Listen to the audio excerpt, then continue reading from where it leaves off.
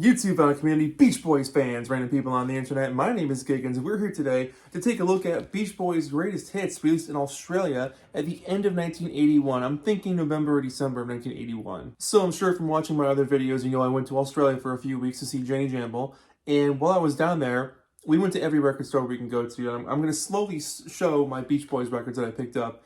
And I picked this one up for two reasons. One, I don't have it, and two, it's got a song on here that, as far as I know, is only available on this release called Beach Boys Ballads. But I'll get there in a second. The album opens up with the Beach Boys medley. So not only does it have the medley, but it's got ballads. So two pretty slightly unusual Beach Boys songs on a greatest hits album, which is really fun. The Beach Boys medley, for those who don't know, was actually a pretty decent worldwide hit in 1981 and 1982. Even in America, it was a top 20 hit. What I like about the back of this jacket is not only the cool artwork, but it mentions the chart placement and how long the song was on the charts for in Australia. And so for Beach Boys medley, it says currently on the Australian charts, November 1981. So they literally put that single out, it was doing well, and they put this out with it, which is kind of awesome. 20 all-time greats, plus Beach Boys ballads and medley. I think what I find most interesting about this record in terms of the chart placements is that when I've done research online, it's different from what's on this thing. Like, for instance, the back of this jacket says that they had a bunch of songs in Australia go to number 2.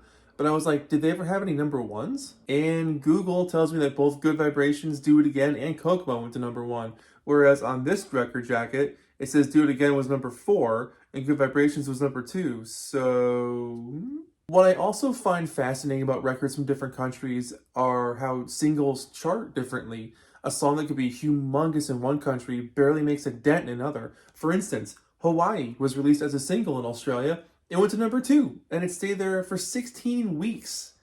I mean, it debuted at number 38, and it rose all the way to number 2. That's seriously impressive. Whereas I Get Around in America, that was a number 1 hit. That was a humongous smash for them. And on this record, it says it went to number 21 and only stayed on the charts for 7 weeks. So maybe back in the 60s, Hawaii was a bigger hit than I Get Around in Australia.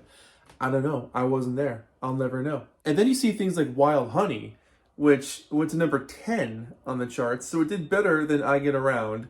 And it stayed on the charts for 15 weeks. Did better in the charts, stayed longer on the charts.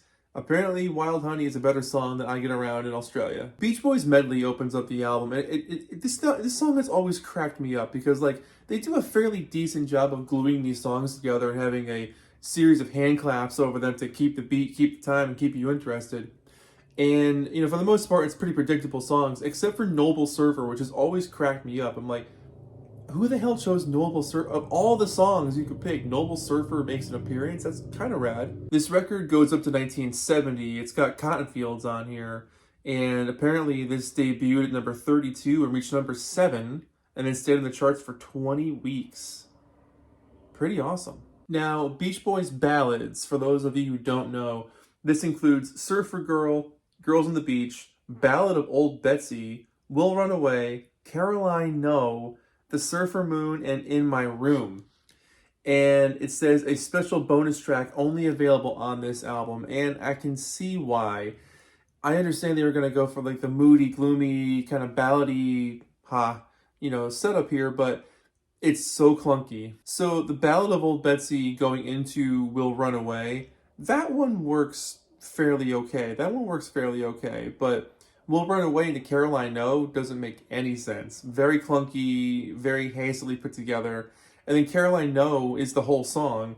And then it goes into Surfer Moon, which makes 0 sense and does not fit, before ending with In My Room, the entire song. The Girls on the Beach portion stops right before Denny's lines. You know, the best lines in the entire song.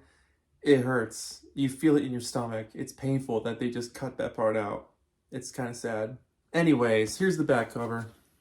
I love that shot. They've got a picture of Bruce on there, but 0 mention of him. It's on the wonderful purple Capitol label. Love that. And the insert that it came with is great. It shows off all the other Beach Boys records you can add to your collection. And in typical Aussie fashion, it's that blue ink, which I've always loved. A lot of the back covers to the Aussie records are blue. It's not black ink, it's blue, which I think is super cool. But so you got Volume 2, you got Endless Summer, Good Vibrations. There's a lot of greatest hits. listed on this thing, but they also list all their twofers. So Wild Honey with Friends up there. And so basically, you know, the front jacket was Wild Honey, the back jacket was Friends, and you open it up, it's a gatefold. Then you've got that really cool copy of Live in London, which I've got one of those. Pet Sounds came with Smiley Smile. Surfing Safari had Surfing USA. And then all summer long, it came with Surfer Girl, which is pretty cool. Beach Boys Summer Days and Summer Nights came with the Party album. It's just really fun to take a look at these things and see all the records you can buy and add to your collection. I love this kind of stuff. So that's it. Just a short little video to show this thing off. I like the cover. It's kind of glossy. The colors are cool. The information about the tracks and where they placed on the charts is fascinating to me. I've studied the charts since I was in high school. And whether or not they're correct, who knows? It's still kind of fun to look at. But yeah, do you have this record? Have you heard it? Have you heard Beach Boys Ballads? Let me know about that in the comments below. It's a pretty obscure track, but yeah. Let me know your thoughts on this record and we'll chat about it in the comments. But thank you so much for watching. My name is Giggens, and there's so much more to come. So many more cool things down the line. And I'll see you guys in the next video. Take care of yourselves. Bye-bye.